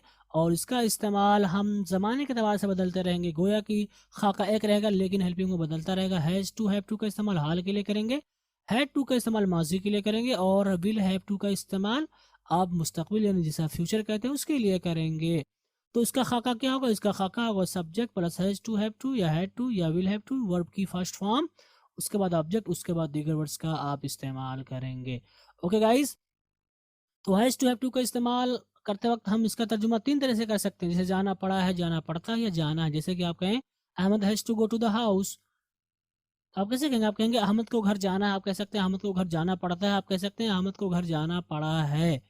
ओके, अगर हम हैड टू की बात करें तो इसका इस्तेमाल हम करते हैं पास्ट के लिए, लेकिन इसका इस्तेमाल यानी इसका माना हम मुख्तलिफ तरीके से कर सकते हैं। जैसे कि अगर आप कहें दवा लेनी पड़ी, दवा लेनी पड़ती थी, दवा लेनी पड़ी, ठीक है। जैसे कि आप कहें I had to complete my work on time, तो आप कैसे कहेंगे? आप कहेंगे मुझे वक्त पर अपना काम मुकम्मल करना था, आप कह सकते हैं मुझे वक्त पर अपना काम मुकम्मल करना पड़ता था, आप कह सकते हैं मुझे वक्त पर अपना काम मुकम्मल करना पड़ा, आप कह सकते हैं मुझे वक्त पर अपना काम मुकम्मल करना पड़ा था। ठीक है, तो ये सारे मानी आप अदा कर सकते हैं हैड टू के इस्तेमाल से। आगे हम लोग को बताया था नेगेटिव और इंटीग्रेटिव को लेकर के, यानी प्रेजेंट में अगर आप इसको बनाना चाहते हैं तो मैंने बताया था कि आप या तो जो है हैज़ को ही हेल्पिंग में मान लें, तो आप कहें कि he has not to go to the market, negative बन जाएगा। आप कह सकते हैं why has he to go to the market, interrogative बन जाएगा। ओके, और दूसरा तरीका ये है कि आप डज या डू को हेल्पिंग में माने, तो इस सूरत में आपको हमेशा है भी लाना पड़ेगा, तो आप कहेंगे he does not have to go to the market. अगर आप इसको जो है इंट्रोगेटिव बनाए तो आप कैसे कहेंगे why does he have to go to the market. तो इस चीज़ का आपको ध्यान में रखना है कि हैज़ टू, हैव टू वगैरह की जो हेल्पिंग वर्ब है उनको आप किस तरह से इस्तेमाल कर सकते हैं। दोनों तरीके से, आप हैज़ टू या हैव टू को हेल्पिंग वर्ब माने, या आप डू डज का इस्तेमाल करते हुए इसको बनाएं। अगर आप डू डज का इस्तेमाल करते हैं तो इस सूरत में आपके लिए ज़रूरी हो जाएगा कि आप हमेशा है भी इस्तेमाल करें। ओके, अगर हम पास्ट वाले की बात करें तो हम हैड को भी हेल्पिंग वर्ब मान सकते हैं या हम डिड को हेल्पिंग वर्ब मान लें। हैड को हेल्पिंग वर्ब मानेंगे तो हम कहेंगे he had not to go to the market. इस तरह से why had he to go to the market. ठीक, अगर आप डिड को मानेंगे तो आपके लिए ज़रूरी होगा कि आप हैव लाएं, जैसे आप कहेंगे he did not have to go to the market, और इंट्रोगेटिव में why did he have to go to the market. Okay guys, आगे हमने बात की थी be going to. Be going to का क्या माना होता है? अगर इसका माना देखें तो ने वाला, ठीक है। इसका इस्तेमाल इज आर एम, यानी प्रेजेंट में इज आर एम हो जाएगा, और इस सूरत में हम कहेंगे करने वाला हूँ, करने वाली हूँ, करने वाले हैं। अगर इसको पास्ट में इस्तेमाल करें तो आप कहेंगे वाज यूर गोइंग टू, जैसे कि आप कहेंगे करने वाला था, करने वाली थी, करने वाले थे। अगर आप इसको फ्यूचर में इस्तेमाल करें तो आप कहेंगे विल बी गोइंग, जैसे कि करने वाला होगा, करने वाली होगी, करने वाले होंगे। गोया कि बी गोइंग का जो माना होता है वो होता है सिर्फ ने वाला, लेकिन हम इसको बदलते रहते हैं और इसमें हम बी को ही चेंज करेंगे, सिर्फ बी को ही चेंज करेंगे ज़माने के एतबार से। इज आर एम हो गया, यहाँ पर वाज वर हो गया। यहाँ पर चूंकि इसको नहीं चेंज करते हैं, विल बी ही इस्तेमाल करते हैं, इसलिए यहाँ पर अपनी हालत में बाकी रहा। और ज़माने के एतबार से इसको हमने नाम दिया, यानी तर्जुमा किया हूँ, हैं, था, थी, थे, गा, गी वगैरह। ओके, तो गोया कि बी गोइंग का इस्तेमाल हम तीनों ज़मानों में कर सकते हैं। आगे हमने आपको बताया था use of be going to, यानी इसका इस्तेमाल हम प्रेजेंट में भी कर सकते हैं। तो अगर प्रेजेंट में करें तो इसका मतलब होगा कि आप हाल में इसका इस्तेमाल तो करते हैं, लेकिन इसका माना होगा आप अभी आप काम नहीं कर रहे हैं, बल्कि फ्यूचर में आप काम करने वाले हैं, आपकी प्लानिंग है। ओके, और ये फ्यूचर जो है बहुत ही करीब है, तो ये माना अदा करने के लिए आप बी गोइंग टू का इस्तेमाल करते हैं, और इसमें आप इज आर एम का इस्तेमाल करते हैं। जैसे कि आप कहेंगे I am going to open a new shop in the market, तो आप कहेंगे कि मैं बाजार में एक नई दुकान खोलने जा रहा हूँ। अगर हम बात करें विल में या बी गोइंग टू में क्या फ़र्क है, तो आप तीन फ़र्क है। पहले विल का इस्तेमाल हम मुस्तकबिल करीब और बाद दोनों के लिए कर सकते हैं, जबकि बी गोइंग टू का इस्तेमाल हम सिर्फ मुस्तकबिल करीब के लिए ही करते हैं। ओके, इसी तरह से बी गोइंग टू का इस्तेमाल अगर आप कर रहे हैं तो इसका मतलब ये कि बस काम होने ही जा रहा है। लेकिन विल के से बात मालूम हो रही है कि काम होगा, अब कब होगा नहीं पता, लेकिन बी गोइंग का मतलब बस जल्दी काम होने, बस होने ही वाला है। और विल में हो सकता है फौरन ही हो या देर में हो। ओके, और एक फ़र्क ये है कि विल का इस्तेमाल हम उस वक्त करेंगे जब हमारी पहले, यानी बी गोइंग का इस्तेमाल उस वक्त करेंगे जब हमारी पहले से प्लानिंग हो। एक फ़र्क क्या है विल में और बी गोइंग में? बी गोइंग का इस्तेमाल उस वक्त करेंगे जब हमारी पहले से प्लानिंग हो, जबकि विल का इस्तेमाल हम दोनों मानों में कर सकते हैं, प्लानिंग हो ना हो, दोनों में कर सकते हैं। लेकिन बी गोइंग टू के लिए हमारे लिए ज़रूरी है कि पहले से प्लानिंग हो रही हो, और इसके सबक में मैंने आपको अच्छे से मिसालों के साथ समझाया था। उम्मीद करता हूँ कि आपको समझ में आया होगा। ओके, तो असल में मैंने आपको बताया कि बी गोइंग टू का इस्तेमाल ख़ास तौर पर ये फ्यूचर के माना अदा करने के लिए होता है, लेकिन इसका इस्तेमाल हम पास्ट में भी कर सकते हैं। और पास्ट में अगर आप इसका इस्तेमाल कर रहे हैं तो इसका इस्तेमाल, यानी इसका माना होगा कि पास्ट में आप कोई काम करने ही वाले थे, कोई ताकीद पैदा करना चाहते हैं, तो उसको हम बतलाने के लिए इसका इस्तेमाल करेंगे। और अगर हम इसको फ्यूचर के माने में इस्तेमाल करें, यानी फ्यूचर के माने में भी गरचे माना देता है इज आर गोइंग टू, लेकिन कभी कभी हम फ्यूचर डायरेक्टली फ्यूचर में भी ला देते हैं, विल बी गोइंग। तो उस वक्त हम इसको कब इस्तेमाल करेंगे? इसको हम इस्तेमाल करेंगे फ्यूचर में ताकीद पैदा करने के लिए, यानी कोई काम होने ही वाला था, कोई काम करने ही जो है हो रहा, यानी करने वाला होगा, करने ही वाला होगा, कोई काम होने ही वाला होगा। तो ये ताकीद पैदा करना चाहते हैं फ्यूचर में किसी काम के होने या करने से मुतालिक, तो उस सूरत में हम विल बी गोइंग टू का इस्तेमाल करते हैं। आगे हमने पढ़ा था यूज टू को लेकर के, मैंने बताया था यूज टू का क्या माना होता है। यूज टू का माना होता है करता था, किया करता था, आदि था या आदत थी।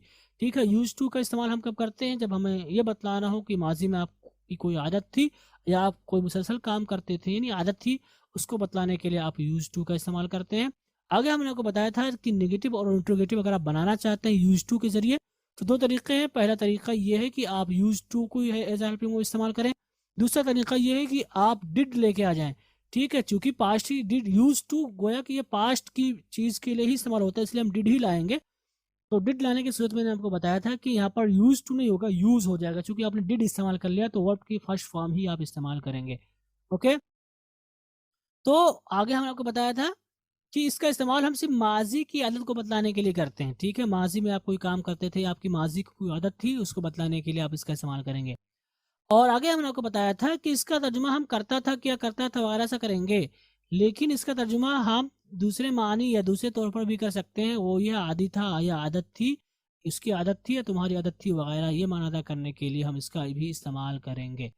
आगे हमने पढ़ा था गेट यूज टू या बिकम यूज टू या बी यूज टू को लेकर के, और मैंने बताया था इनके क्या मानी होते हैं। अगर इनके मानी की बात करें तो इसका माना होगा आदि होना, आदत लगना, आदि हो जाना, आदत लग जाना या लत लग जाना वगैरह। और इसका इस्तेमाल हम कब करते हैं? इसका इस्तेमाल हम उस वक्त करते हैं जब हमें ये बतलाना हो कोई फुला को उस चीज़ की आदत हो जाएगी या आदत हो गई है या आदत हो गई, ये माना अदा करने के लिए हम इसका इस्तेमाल करते हैं। गोया कि इसका इस्तेमाल हम फ्यूचर में भी कर सकते हैं, पास्ट में भी कर सकते हैं और प्रेजेंट में भी कर सकते हैं। अगर हम इसको फ्यूचर के माने में यानी फ्यूचर के माने में ले तो हमारा गेल विल गेट यूज टू हो जाएगा और विल बिकम यूज टू हो जाएगा और इसी तरह से विल बी यूज टू हो जाएगा। अगर हम इसको पास्ट में लें तो ये हो जाएगा got used to, became used to या वाज या वर्ड यूज टू। और यहाँ पर ज़रूरी नहीं कि गॉट यूज टू हो, अगर आप परफेक्ट में लाते हैं तो आपका गॉटन यूज टू हो जाएगा। ठीक है, ज़रूरत के अतबार से इसको आप बदल भी सकते हैं। अगर आप इसको प्रेजेंट में इस्तेमाल करें तो आप कैसे कहेंगे? आप कहेंगे get use to, become use to या is are am use to. Okay, अगर आप इसको नेगेटिव में लाना चाहते हैं तो दो तरीके हैं। आप इसको अनयूज टू के जरिए बना सकते हैं, जैसे कि आप कहेंगे I am unused to talking with him या I get become unused to talking with him, I will be unused to talk with him, I will get या become unused to talk with him, I am unused to talking with him, I got become unused to talking with him। या आप इसको दूसरे तरीके से not used to के जरिए बना सकते हैं, गोया की helping verb के जरिए, जैसे कि आप कहेंगे I am not used to talking with him, I got या became unused to talking with him, I will be not used to talking with him या I will get या become not used to talking with him। ठीक, अगर आप इसको interrogative में लाना चाहते हैं तो इसका स्ट्रक्चर बनेगा, सबसे पहले आप क्वेश्चन वर्ड कहेंगे, उसके बाद हेल्पिंग वर्ब, सब्जेक्ट, गेट या बिकम, यूज टू वर्ब की आईएनजी फॉर्म या नाउन और उसके बाद ऑब्जेक्ट, उसके बाद दीगर वर्ड्स का आप इस्तेमाल कर सकते हैं। और इंट्रोगेटिव नेगेटिव में क्या स्ट्रक्चर बनेगा? इंट्रोगेटिव नेगेटिव में इसका स्ट्रक्चर बनेगा question word, helping verb, subject, get, become, unused to verb की आईएनजी फॉर्म या नाउन, वर्ब, ऑब्जेक्ट, दीगर वर्ड्स।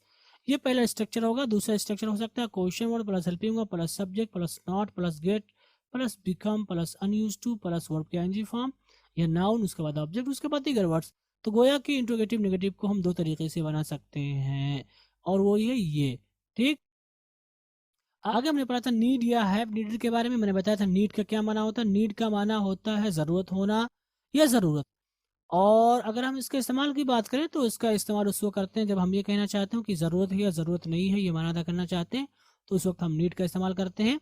अगर नेगेटिव के बनाने के इसके उसूल थोड़े से अलग हैं, इसलिए यहाँ पर हमने इसको खास तौर पर जिक्र किया। पहला ये है कि आप नीड क्यों ही हेल्पिंग वर्ब मान लें या एज अ मॉडल मान लें। दूसरा ये है कि आप हेल्पिंग वर्ब का इस्तेमाल करें। ठीक है, अगर आप उसको इंडिकेटिव बनाना चाहते हैं तो इस सूरत में हमारा स्ट्रक्चर होगा, सबसे पहले हम क्वेश्चन वर्ड कहेंगे, उसके बाद हेल्पिंग वर्ब, उसके बाद सब्जेक्ट, उसके बाद नीड, उसके बाद टू, उसके बाद वर्ब की फर्स्ट फॉर्म, उसके बाद ऑब्जेक्ट, उसके बाद दीगर वर्ड्स का आप इस्तेमाल करेंगे। अगर आप इसको इंट्रोगेटिव नेगेटिव में लाना चाहते हैं तो इसका स्ट्रक्चर होगा, सबसे पहले आप क्वेश्चन वर्ड कहेंगे, उसके बाद हेल्पिंग वर्ब, उसके बाद सब्जेक्ट, उसके बाद नॉट, उसके बाद नीड, उसके बाद टू, उसके बाद वर्ब की फर्स्ट फॉर्म, उसके बाद ऑब्जेक्ट, उसके बाद दीगर वर्ड्स का आप इस्तेमाल करेंगे। ओके गाइस, आगे हमने बात की थी नीड हैव। आप नीड हैव का क्या माना होगा? नीड हैव का माना होगा ज़रूरत थी। ठीक है, जैसे कि आप कहेंगे इसका इस्तेमाल उस वक्त करते हैं जब हमें ये माना अदा करना हो कि किसी को किसी चीज़ की ज़रूरत थी या नहीं थी। इस तरह के माना अदा करने के लिए हम इसका इस्तेमाल करेंगे। ओके, आगे हमने बात की थी डेयर के बारे में। लफ्ज़ डेयर को लेकर के हमने गुफ्तगू की थी और मैंने बताया था डेयर का क्या माना होता है। अगर इसके माने के बारे में गौर करें तो डेयर का माना होता है हिम्मत या जसारत। एज अ नाउन आप इसको इस्तेमाल कर सकते हैं और इसको एज अ वर्ब इस्तेमाल करेंगे तो कहेंगे हिम्मत करना, जसारत करना, जुर्रत करना या जुरात होना। अगर इसके इस्तेमाल की बात करें तो इसका इस्तेमाल हम उस वक्त करते हैं जब हमें ये बतलाना हो कि किसी के अंदर किसी चीज़ की हिम्मत है, नहीं है, होगी, नहीं होगी। ये माना अदा करने के लिए हम इसका इस्तेमाल करते हैं और इसका इस्तेमाल हम प्रेजेंट में भी कर सकते हैं, पास्ट में भी कर सकते हैं और फ्यूचर में भी कर सकते हैं। ओके, अगर हम इसको इंट्रोगेटिव में लाना चाहते हैं सवालिया जुमला, तो उसका क्या तरीका है? इसके दो तरीके हैं। पहले आप लफ्ज़ डेयर को ही हेल्पिंग वर्ब मान लें या आप हेल्पिंग वर्ब को डायरेक्टली इस्तेमाल करें। ठीक है, और अगर आप हेल्पिंग वर्ब इस्तेमाल करते हैं तो डेयर के साथ आप टू भी ला सकते हैं और बगैर टू को भी आप वर्ब को इस्तेमाल कर सकते हैं। अगर आप इंट्रोगेटिव नेगेटिव बनाना चाहते हैं तो इस सूरत में इसका स्ट्रक्चर दो होगा। पहला question word plus dear plus subject plus not plus verb की first form plus object plus दीगर वर्ड्स। ये एक तरीका। दूसरा तरीका हो सकता है question word plus helping verb plus subject plus not plus dear plus verb plus object plus दीगर वर्ड्स। ठीक है, और अगर आप मुस्तकबिल में बनाना चाहते हैं तो आपके लिए ज़रूरी हो कि आप यही स्ट्रक्चर फॉलो करें, क्योंकि डियर में आप डियर कर सकते हैं, पास्ट आपका बन सकता है, लेकिन फ्यूचर में आपके लिए ज़रूरी हो कि आप हेल्पिंग वर्ब का इस्तेमाल करें, क्योंकि बगैर विल के लाए हुए आप बना ही नहीं सकते हैं। ओके, आगे हमने बात की थी हैड बेटर को लेकर के। हमने बताया था हैड बेटर का क्या माना होता है। हैड बेटर का माना होता है बेहतर होता या बेहतर था या बेहतर है, ये लफ्जी तर्जुमा हुआ, ठीक है, माना ये निकल कर आ रहा है, लेकिन इसका इस्तेमाल हम कब करते हैं? इसका इस्तेमाल अगर आप कर लेंगे तो वहां पर था का माना नहीं होगा, बल्कि कोई काम ज्यादा बेहतर है या बेहतर होगा, यानी फ्यूचर और प्रेजेंट में इसका तर्जुमा होगा, अगरचे वो हैड है, ठीक है। और हमने आपको बताया था नेगेटिव बनाते वक्त आप क्या फॉलो करेंगे, आप हैड बेटर का इस्तेमाल करेंगे, और नेगेटिव बनाते वक्त आप हैड बेटर के बाद ही नॉट का इस्तेमाल करेंगे, ठीक है। अगर आप इंट्रोगेटिव बनाना चाहते हैं तो आप कैसे बनाएंगे? इसका स्ट्रक्चर होगा सबसे पहले क्वेश्चन वर्ड, उसके बाद हेड, उसके बाद सब्जेक्ट, उसके बाद बेटर, उसके बाद वर्ब की फर्स्ट फॉर्म ही लाएंगे, उसके बाद ऑब्जेक्ट, ठीक है। लेकिन अगर आप इसको नेगेटिव और इंट्रोगेटिव बनाना चाहते हैं, सवाल भी हो नफी भी हो, तो उसका स्ट्रक्चर क्या होगा? इसका स्ट्रक्चर होगा सबसे पहले आप क्वेश्चन वर्ड कहेंगे, उसके बाद हेड, उसके बाद सब्जेक्ट, उसके बाद बेटर, उसके बाद नॉट, उसके बाद वर्ब, उसके बाद ऑब्जेक्ट। तो यहाँ पर आप देख सकते हैं हमने बेटर के बाद ही नॉट को लिखा है, गोया कि ये बिल्कुल अलग ही है जो कुछ हमने अब तक पढ़ा है। तो इस चीज को आपको जहन में रखना है ताकि आपसे गलती ना हो किसी भी तरह की। आगे हमने बात की मेक, कॉज या गेट या हैव के बारे में, और मैंने बताया था मेक और कॉज के बारे में कि मेक और कॉज का क्या माना होता है। अगर मेक के बारे में बात करें तो इसका माना होता है बनाना, कॉज की बात करें तो इसका माना होता है सबब बनना, वजह बनना, इसी तरह से सबब और वजह भी हो सकता है। तो लफ्जी तौर पर अगर हम देखें तो मेक का माना होता है बनाना, ठीक। लेकिन अगर हम किसी और फेल के साथ इसको जोड़ दें तो इसका मतलब होगा कोई काम कराना, जैसे कि रीड का माने पढ़ना, लेकिन अगर आप कहें मेक रीड तो इसका मतलब होगा पढ़ाना या पढ़वाना। लाफ का मतलब होता है हंसना, लेकिन अगर आप कह दें मेक लाफ तो इसका मतलब होगा हंसाना। कॉज का लफ्जी माना होता है वजह या वजह बनना या सबब बनना, लेकिन अगर हम किसी फेल के साथ भी इसको इस्तेमाल कर लें तो इसका मतलब होगा कि कोई काम कराना, जैसे कि आप कहते हैं रीड, इसका मतलब होता है पढ़ना, लेकिन अगर आप कहें कॉज रीड तो इसका मतलब होगा पढ़ाना या पढ़वाना। अगर लाफ का मतलब होता है हंसना, अगर आप कहें कॉज लाफ तो इसका मतलब होगा हंसाना। आगे हमने बात की मेक और कॉज को लेकर के, और मैंने बताया था कि इसका इस्तेमाल हम उस वक्त करते हैं जब हम बिना किसी उजरत के किसी से कोई काम करवाएं, तो उस वक्त हम इसका इस्तेमाल करते हैं। और मैंने बताया था मेक और कॉज में क्या फ़र्क है, कोई फ़र्क नहीं है माने के एतबार से, लेकिन ये है कि कॉज का इस्तेमाल हम खास तौर पर उस वक्त करते हैं जब हमें कोई ऐसी बात कही हो जिसमें वजह की बात आ रही हो, तो वहाँ पर आप बेहतर आप कॉज का इस्तेमाल करें। वरना काम कराने के लिए हम दोनों को इस्तेमाल कर सकते हैं, लेकिन एक चीज़ का आपको ध्यान रखना है, वो चीज़ ये है कि अगर लफ्ज़ मेक इस्तेमाल करेंगे तो आप वर्ब के साथ टू इस्तेमाल नहीं करेंगे, लेकिन अगर आप कॉज इस्तेमाल कर लेंगे तो आप वहाँ पर टू इस्तेमाल करेंगे, ठीक। तो इस सूरत में आपका जो स्ट्रक्चर होगा वो subject plus make plus object plus verb plus object plus complement, इस तरह से कॉज के साथ जो स्ट्रक्चर बनेगा subject plus cause plus object plus to plus verb plus object plus complement. Okay guys, आगे हमने बात की गेट और हैव के बारे में। मैंने बताया गेट का जो लफ्जी माना होता है वो होता है पाना, हासिल करना या मिलना। हैव का माना होता है रखना या पास होना, लेकिन अगर हम अकेले इस्तेमाल करें गेट को तो इसका माना यही होगा पाना, हासिल करना, मिलना, लेकिन किसी और फेल के साथ इसको इस्तेमाल कर लें तो इसका मतलब होगा कोई काम कराना पैसे दे करके, जैसे कि आप कहें रिपेयर का मतलब मरम्मत करना, लेकिन अगर आप कहें गेट रिपेयर तो इसका मतलब होगा मरम्मत कराना या करवाना। ओके, पेंट का मतलब होता है पेंट करना, रंगना, लेकिन अगर आप कहें गेट पेंटेड तो मतलब रंग करवाना या रंगवाना या पेंट करवाना।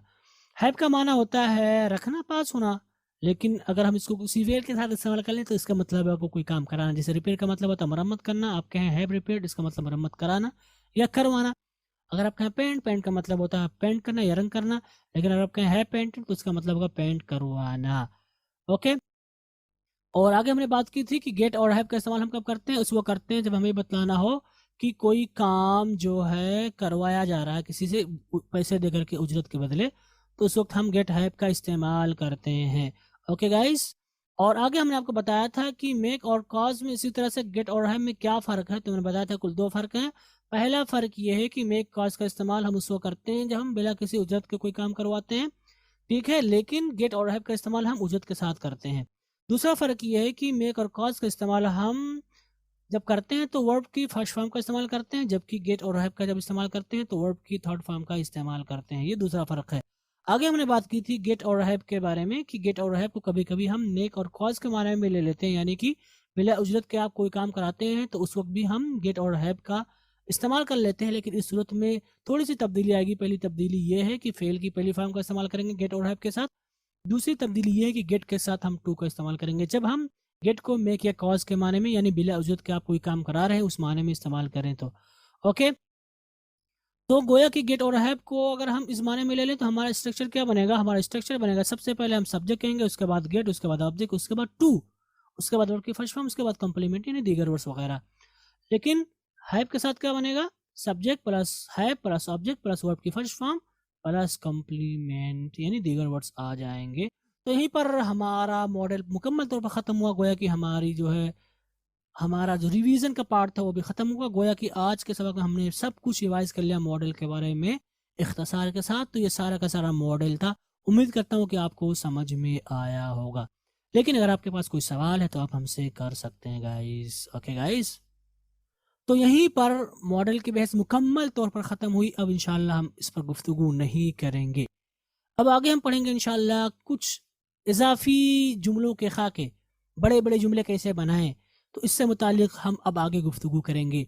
लेकिन आगे गुफ्तगू करने से पहले हम मॉडल की प्रैक्टिस करेंगे। ठीक है, हमारे कुछ दुरूस ऐसे होंगे जो एज अ लेसन तो नहीं होंगे, लेकिन हम कुछ क्वेश्चंस आपको देंगे जिनको आपको करना होगा, और वो क्वेश्चंस ऑप्शनल होंगे, मार्क लगाने वाले होंगे। जैसे कि मैं एक जुमला दूंगा और उसमें मैं मॉडल को छोड़ दूंगा, नीचे आपके ऑप्शन रहेगा, उस ऑप्शन को आपको चुनना होगा ताकि आपकी प्रैक्टिस हो सके, आप प्रैक्टिस कर सकें मॉडल की अच्छे से। ओके, तो यहीं पर आज का सबक ख़त्म हुआ। अब इंशाल्लाह हमारे जो है अगले लेसन्स होंगे बड़े बड़े जुमले बनाने के बारे में। लेकिन मैंने जैसा कि कहा उससे पहले हम प्रैक्टिस करेंगे। ठीक है, हमारे 2 4 या 10 लेसन जितना भी हो सकेगा मैं कोशिश करूंगा कि ज़्यादा से ज़्यादा दूँ ताकि आपकी प्रैक्टिस हो सके।